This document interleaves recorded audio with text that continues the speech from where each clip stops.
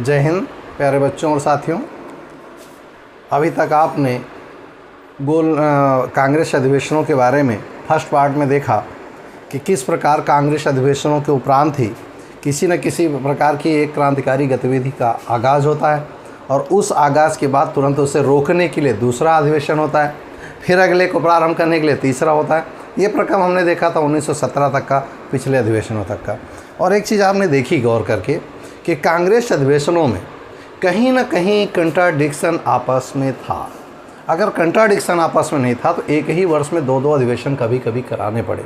आज हम आप और भी दिखाएंगे कंट्राडिक्शन कितना चरम पर पहुंच गया था, जिसकी वजह से कई अधिवेशन तो आज हुआ और 15 दिन बाद दूसरा अधिवेशन किया गया, दूसरे का अध्यक्ष दूसरा करना पड़ा।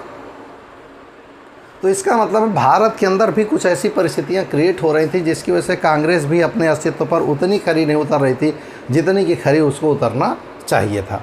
तो हमने अभी तक देखा कि 1917 के अधिवेशन तक किस प्रकार गतिविधियां क्रियान्वित रहीं और किस प्रकार गतिविधियों का एक प्रतिफलन हमारे समाज में दिखाई देता है। तो आज हम बात करेंगे 35वें अधिवेशन से, जो कि 1917 तक हम आपको पढ़ा चुके हैं। आज हम 1920 से लेकर चलेंगे, क्योंकि 18, 19 बीच में कहें सर 19 का क्यों नहीं, जलियांवाला बाग हत्याकांड, क्योंकि जलियांवाला बाग हत्याकांड से पहले ही तो अधिवेशन हुआ था, तब तो ये हुआ था, ठीक है। तो उस पर तो कुछ होने से रहा क्योंकि अधिवेशन हो चुका था, तो उसके जो परिणाम होंगे वो 20 में आएंगे, तो 20 के अधिवेशन में उसको हम देखेंगे।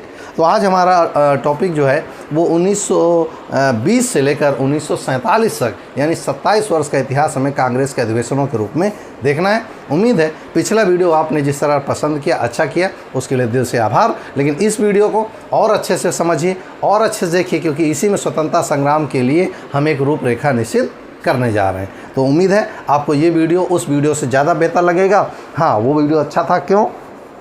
तो उसी से कांग्रेस का जन्म माना जाता है। हो सकता है आपको लग रहा हो कि कांग्रेस का जन्म कुछ निस्वार्थों कारण हुआ। कोई कहेगा देश प्रेम की कम से कम एक भावना तो प्रज्वलित हुई, कोई कुछ भी कहेगा। लेकिन मेरा अपना एक व्यू है कि कुछ भी कांग्रेस क्यों ना रही हो, उसने लोगों को एक मंच जरूर दिया था जिससे वो अपनी बात ब्रिटिशर्स को रख सकते थे। इतना तक हमने आपको पिछली बार पढ़ाया है, रोज़ दोहराया करिए। 1905 से लेकर 1932 तक के इतिहास हम आपको पढ़ा चुके हैं, बल्कि 1935 अधिनियम हम आपको पढ़ा चुके हैं। उसके आगे की कहानी नेक्स्ट वीडियो में।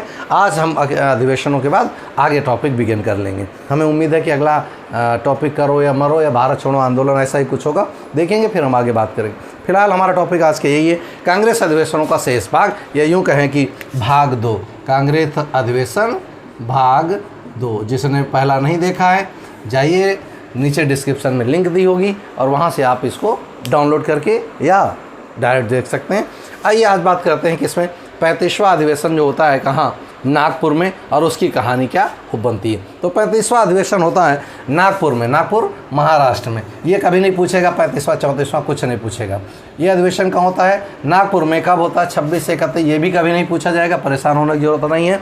ये पूछा जाएगा जो आगे है, ये दिसंबर 1920। आपसे क्रम मिलवा सकता है कि देश को भाषाई आधार पर बांटने की रूपरेखा कब की गई, तो दिसंबर 1920 के कांग्रेस अधिवेशन में, ठीक।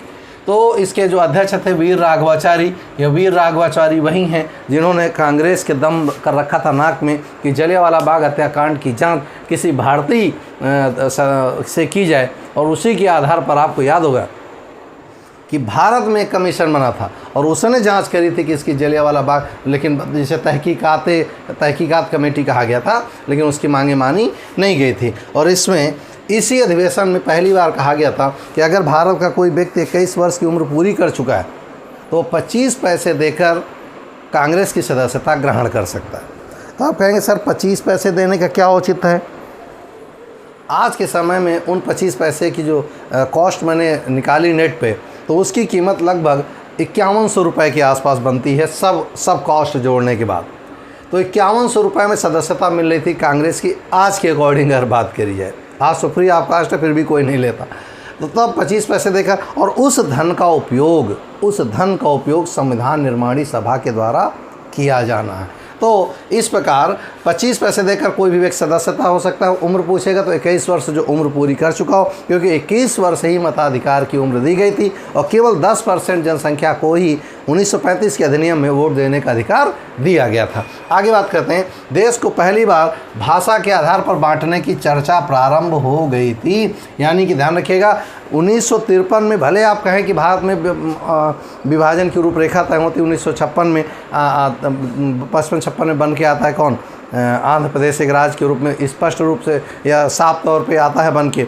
लेकिन इसकी रूपरेखा कहाँ रखी गई थी, ये रखी गई थी 1920 के नागपुर अधिवेशन में। तो आपसे पूछेगा देश को भाषाई आधार पर बांटने की प्रथम चर्चा कहाँ हुई, तो आप कहेंगे दिसंबर 1920 में नागपुर अधिवेशन में, जिसकी अध्यक्षता वीर राघवाचारी ने की थी। और इसमें जो व्यक्ति 21 वर्ष की उम्र पूरी कर चुका है वह कांग्रेस का सदस्य हो सकता था। तो ये थी कहानी नागपुर अधिवेशन की। और ध्यान रखिएगा इसी में असहयोग आंदोलन का प्रस्ताव पारित किया गया था और गांधी जी ने इसी के बाद असहयोग आंदोलन बहुत तेज़ी से आगे बढ़ाया था। वो अलग बात है कि आगे 1922 में जाकर उनको वापस लेना पड़ता है, क्योंकि चौरी चौरा कांड से वो आहत होते और उसके बाद वापस लेते हैं और उससे उनकी बड़ी सारी खिंचाई होती। ध्यान रखिएगा संपर्क भाषा के रूप में हिंदी को मान्यता दे दी गई कि अब हमें बातचीत करने, चाहे दक्षिण हो, चाहे उत्तर हो, चाहे नॉर्थ ईस्ट हो, चाहे पूरा नॉर्थ हो या उत्तर पश्चिमी प्रांत हो, वहाँ सारे एक जगह हम संपर्क की भाषा के रूप में किसको एक्सेप्ट करेंगे, हम हिंदी को संपर्क भाषा के रूप में एक्सेप्ट करेंगे। ये हमने कहा था नागपुर अधिवेशन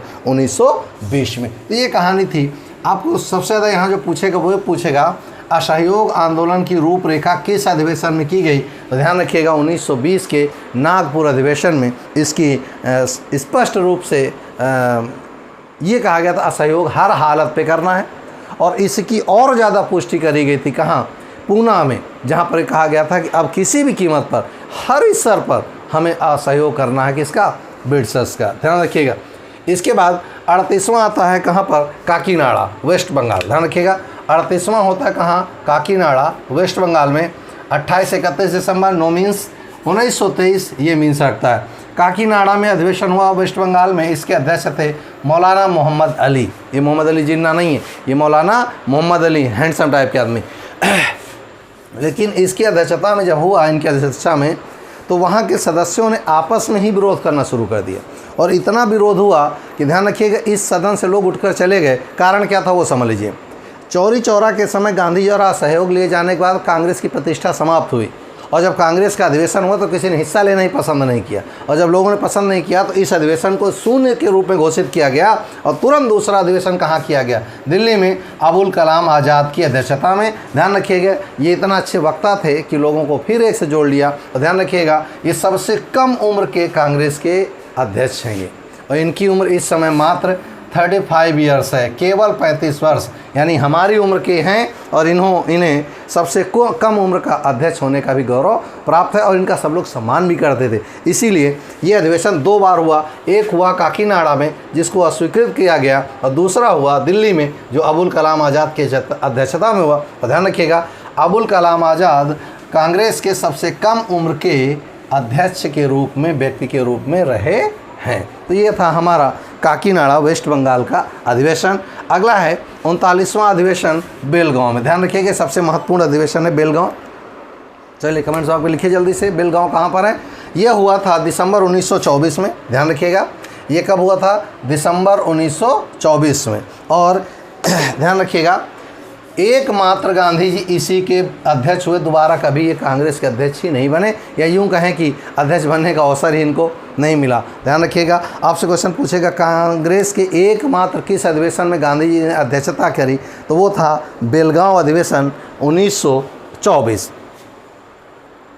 और इसी में गांधी जी ने एक चीज़ मैं आपको बता दूं, 1924 के अधिवेशन के बाद कांग्रेस और मुस्लिम लीग हमेशा के लिए अलग हो गई और फिर 1947 तक कभी वापस आकर एक दूसरे में नहीं मिल पाई। ये आप इसे अच्छाई कह लीजिए गांधी जी की, आप इसे बुराई कह लीजिए गांधी जी की, लेकिन एक चीज़ कन्फर्म है, इसके बाद मुस्लिम लीग और आईएनसी, कांग्रेस को हम आईएनसी का इंडियन नेशनल कांग्रेस, ये दोनों अब दोबारा कभी एक मंच पर आएंगे नहीं, क्योंकि आगे जिन्ना अपनी मांगे रखेंगे, गांधी अपनी मांगे रखेंगे। अगस्त प्रस्ताव में जिन्ना जी एक अलग से सीधी कार्रवाई दिवस का नाटक रचेंगे। कुल मिला के अब मुस्लिम लीग और आईएनसी कभी एक होने वाले नहीं हैं, क्योंकि दोनों के अपने अपने निहित स्वार्थ निर्मित हो चुके थे। तो ध्यान रखिएगा, अब से मुस्लिम लीग और आईएनसी हमेशा के लिए एक दूसरे से अलग हो गए। और यही वो अधिवेशन था बेलगांव, जहाँ पर गांधी जी ने पहली बार और एकमात्र बार अध्यक्षता करी है। अगला देखिए 40वां है, और ये हुआ था 1925 में। क्रम से चल रहा है 1924 1925। क्या ज़रूरी था इसको पढ़ना, क्योंकि ध्यान रखिएगा ये अधिवेशन कहाँ किया गया है, कानपुर में। गौर से देखिएगा, पहला अधिवेशन है जो कानपुर में हो रहा है, यस, अपना पड़ोसी जिला। और इसकी जो पहली अध्यक्षता बनी वो महिला अध्यक्षता करी थी, महिला अध्यक्ष थी सरोजिनी नायडू। देखिए पहली महिला अध्यक्ष के रूप में तो थी एनी बेसेंट, लेकिन इंडियन नहीं थी, वो आयरलैंड की थी। और सरोजिनी नायडू पहली भारतीय महिला अध्यक्ष हैं, पहली भारतीय महिला के रूप में तो ये दूसरी हैं, लेकिन भारतीय महिला के रूप में ये पहली हैं। तो ये पहली भारतीय महिला अध्यक्ष हैं। ठीक, तो कानपुर अधिवेशन सिर्फ इसलिए फेमस है, क्वेश्चन पूछेगा किस अधिवेशन में पहली भारतीय महिला ने अध्यक्षता करी थी, तो ये थी 40वें में कानपुर में। इसकी अध्यक्षता 1925 में की गई सरोजिनी नायडू के द्वारा। ठीक, अगला देखिए, अगला हुआ 44वां होता दिसंबर 1929 में। 1929 का नाम आते ही आपके दिमाग में लाहौर अधिवेशन आ जाना चाहिए। लाहौर षड्यंत्र नहीं, लाहौर अधिवेशन आ जाना चाहिए। ये वही अधिवेशन है जहां जवाहरलाल नेहरू ने पूर्ण स्वराज की मांग रखी थी। तो ये होता है लाहौर में 1929 में, और इसके अध्यक्ष होते हैं जवाहरलाल नेहरू, और यहीं पर पूर्ण स्वराज की मांग की जाती है। ध्यान रखिएगा, 26 जनवरी 1930 के दिन, 26 जनवरी 1930 के दिन स्वतंत्रता दिवस मनाया जाता है। कहाँ पर, रावी नदी के किनारे, और झंडा फहराया जाता है और कहा जाता है कि हमें पूर्ण स्वराज चाहिए। यही कारण है कि हमारा जो गणतंत्र लागू हुआ वो 26 जनवरी को ही लागू हुआ, जबकि हमारा मूल संविधान 26 नवंबर 1949 को आंशिक रूप से बनकर तैयार हो गया था। हम चाहते तो उस दिन लागू कर सकते थे, लेकिन हमने इसीलिए नहीं किया, उस स्थिति का मेमोरी करने के लिए, उस स्थिति की यादें ताज़ा करने के लिए, या जीवन भर याद करने के लिए हमने स्वतंत्रता दिवस मनाया था। तो ये है 44वां 1929 लाहौर अधिवेशन। समझ में आ गई होगी पूरी बात। अगला है 45वां 29 मार्च 1931। ध्यान से सुनिएगा, 29 मार्च 1931 कहाँ पर हुआ, कराची में हुआ, और इसमें अध्यक्षता करी वल्लभ भाई पटेल ने। किसने अध्यक्षता करी, वल्लभ भाई पटेल ने। और यहाँ पर पहली बार मौलिक अधिकार या मूल अधिकार या फंडामेंटल राइट्स की चर्चा की गई। और मैं आपको बता दूँ, इन्हीं फंडामेंटल राइट्स को अनुच्छेद 12 से लेकर अनुच्छेद 35 के बीच संविधान में जगह दी गई थी, जिनकी रूपरेखा तैयार हुई थी कराची अधिवेशन में, जिसमें मांग रखी थी किसने, पटेल ने, मूल अधिकारों की। अब यहाँ एक कहानी सुनेंगे। 1929 तक गांधी जी को पूरी तरह से दरकिनार किया जा चुका था, और इस अधिवेशन के बाद गांधी जी को, क्योंकि गांधी जी ने क्या कहा था,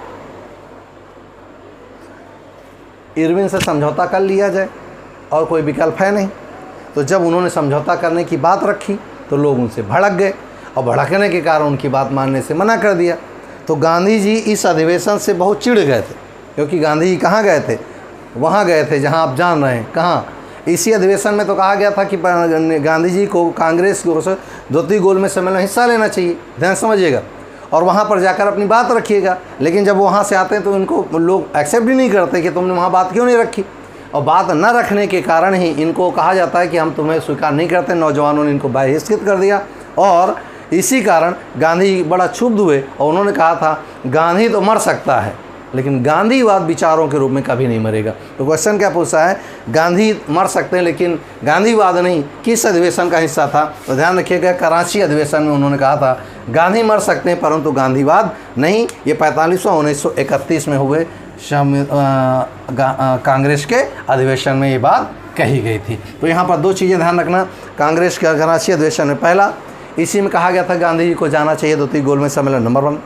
इसी में मूल अधिकारों की मांग की गई, नंबर 2। और नंबर 3, इसी में गांधी ने लौट के कहा था, इसी अधिवेशन, क्योंकि इस साल लौटेंगे ना, तो जब इन्होंने लौट के अगले अधिवेशन में कहा था गांधी मर सकते परंतु गांधीवाद नहीं, क्योंकि नवयुवक उनसे पूरी तरह से चिढ़े हुए थे। इसके बाद 49वां संविधान अधिवेशन होता है कब, 12 से 14 अप्रैल 1936। कितना महत्वपूर्ण है, कहाँ होता है, लखनऊ में। इससे पहले याद करें 1916 में हुआ था। ये अगला है 1936 में जवाहरलाल नेहरू की अध्यक्षता में होता है, यानी नेहरू का कल लगातार बढ़ रहा है, लगातार अधिवेशनों की अध्यक्षता, क्योंकि अभी अभी आपने देखा लाहौर अधिवेशन की अध्यक्षता इन्होंने करी है, तुरंत इन्होंने इस लखनऊ अधिवेशन की अध्यक्षता नेहरू ने करी। और इसी अधिवेशन में कांग्रेस का लक्ष्य रखा गया समाजवाद, और इसी में उन्होंने कहा था मैं समाजवादी हूँ और मैं समाजवाद लेकर रहूँगा।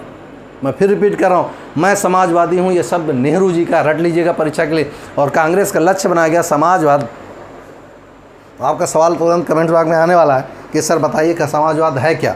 तो एक लाइन में मैं आपको बता दूं, समाजवाद की परिभाषा संसाधनों का समान वितरण किया जाए, उसमें किसी प्रकार का आर्टिकल 15 के तहत धर्म, वंश, लिंग, जाति, जन्म स्थान आदि के आधार पर भेदभाव न किया जाए, दैट इज़ द समाजवाद। समझ गए होंगे ना मेरी बात। तो 49वें संविधान अधिवेशन जो था लखनऊ में हुआ, उसमें कांग्रेस ने अपना लक्ष्य क्या रखा था? अपना लक्ष्य रखा था समाजवाद। और इसी में नेहरू जी ने कहा था हाँ मैं समाजवादी हूँ और मैं समाजवाद स्थापित करके ही रहूँगा। अगला देखिए 50वां फिर होता है, और ये होता है कहाँ पर? जवाहरलाल नेहरू की अध्यक्षता में, ठीक। और इस अधिवेशन में लक्ष्य रखा गया गाँव को ध्यान में रखकर, ध्यान रखिएगा, गाँव को लक्ष्य बनाया गया। और इसमें 13 सूत्री कृषि मांगें की गई थीं। किससे? बिडसर से।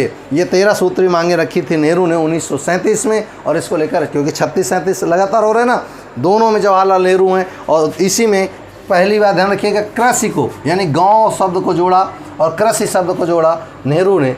और इन्होंने कहा था कि कृषि को बिना बढ़ावा दिए भारत अपने विकास का कोई पहिया घुमा नहीं सकता। अगला 52वां संविधान अधिवेशन होता है कब? 10 मार्च 1939 को त्रिपुरी में। त्रिपुरी कहाँ है? जबलपुर। होता क्या ज़रा ध्यान से देख लीजिएगा। त्रिपुरी में 1935 के भारत शासन अधिनियम के बाद भारत में ये तो निश्चित हो गया था कि संवैधानिक विकास तेज़ी से होगा। अगला अधिवेशन इस समय जो सुभाष चंद्र बोस हैं अपनी चरम पर हैं, या यूँ कहें कि पीक पॉइंट पे हैं, या यूँ कहें कि उनमें लोकप्रियता शायद गांधी से इस समय अधिक है। त्रिपुरी में अधिवेशन होता है जबलपुर में। आपको अच्छे से पता है जबलपुर में धुआंधार जलप्रपात है, आप अच्छे जानते हैं। थोड़ी दूर पर यह अधिवेशन हुआ। उस अधिवेशन में सुभाष चंद्र बोस अध्यक्ष के रूप में चुने जाने थे। वोटिंग होती, और वोटिंग में गांधी जी समर्थित पट्टाभी सीतारामैया खड़े होते अगेंस्ट सुभाष चंद्र बोस।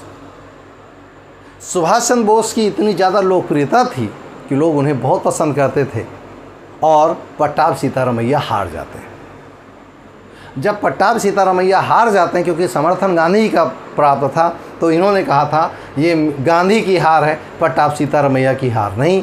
और इस प्रकार सुभाष चंद्र बोस को बुरा लगता है कि बापू को उनमें आपस में अनबन होती है किसी बात को लेकर, और पट्टाभी सीतारामैया को पद देकर अपना पद से इस्तीफा दे देते हैं। कौन? सुभाष चंद्र बोस। और आपको बता दें हम एक चीज़, हो सकता है आप इतिहास पढ़ते हो ना पढ़ते हो, इसके बाद जब नेताजी को कांग्रेस के अधिवेशन से जाना हुआ जबलपुर से, ये कोलकाता गए, और कोलकाता पे जाने के बाद इनको नज़रबंद कर दिया गया, क्योंकि अगेंस्ट गांधी जी थे, और गांधी से इस समय ब्रिटिशर्स के संबंध कैसे हैं आप अच्छे जानते हैं। नज़रबंद होने के कारण इन्हें लगा कि ऐसा जीवन जीने से क्या उचित है। आगे की कहानी आप माई स्ट्रगल पुस्तक में पढ़ सकते हैं।